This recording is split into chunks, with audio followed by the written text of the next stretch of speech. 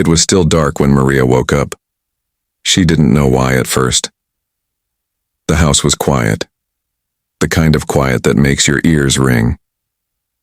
She sat up, wrapped her shawl around her shoulders, and walked to the kitchen.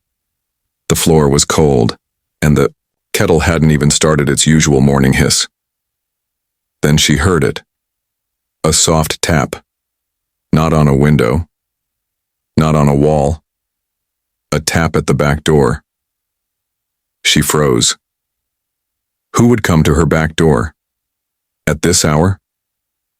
She lived alone on the edge of town, and that door led straight into the woods. Tap, tap.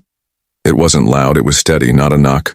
More like claws or maybe a branch. She picked up her old flashlight from the counter and tiptoed through the narrow hall, her slippers silent on the wooden floor.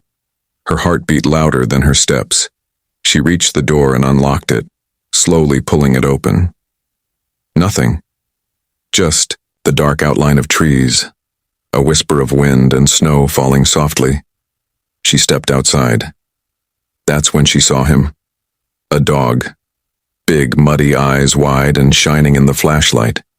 His fur was wet, his legs trembling. He looked like he had been running for hours. He didn't bark. He didn't growl. He just stared at her. At his feet, something moved. Maria bent down slowly, squinting in the weak beam of the flashlight. A bag. No, a basket. Covered in an old hoodie. The hoodie twitched. Maria pulled it back. She gasped. A baby. Tiny. Pale. Wrapped in the hoodie and nothing else. His lips were blue. His tiny chest lifted and fell, like it was struggling to find air. "Oh no," she whispered. Scooping him up, his skin was like ice. She rushed inside, grabbed a towel from the table, wrapped the baby tight and held him against her chest. She ran to the phone, fingers trembling, and called for an ambulance.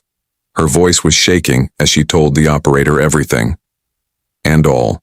The while, the dog stood at the door, watching, not moving, not barking, just watching. The ambulance came in 10 minutes. Maria stepped out, baby still in her arms, and handed him to the paramedics. They worked fast, checking his pulse, covering him in blankets, attaching wires and tubes. "He's alive," one of them said. "Just barely."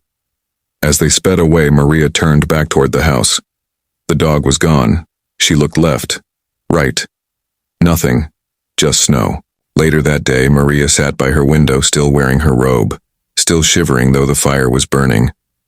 Her hands were wrapped around a cup of tea, but her mind was somewhere else.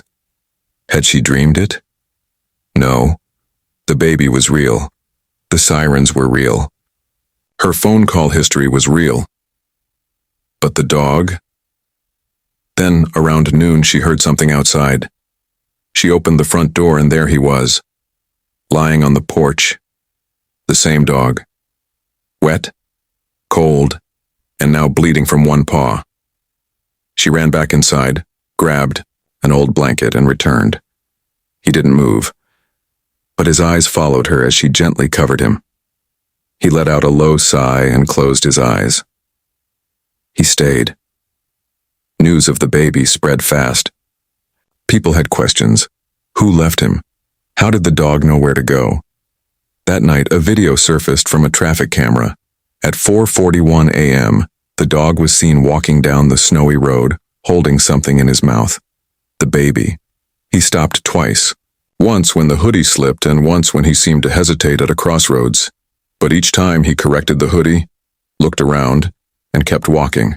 Straight. Toward Maria's house. No wandering. No fear.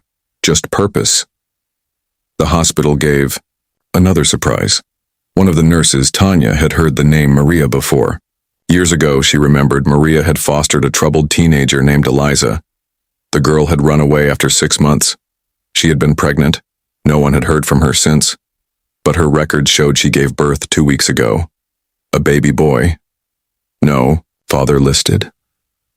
Eliza had disappeared again, this time leaving her baby behind.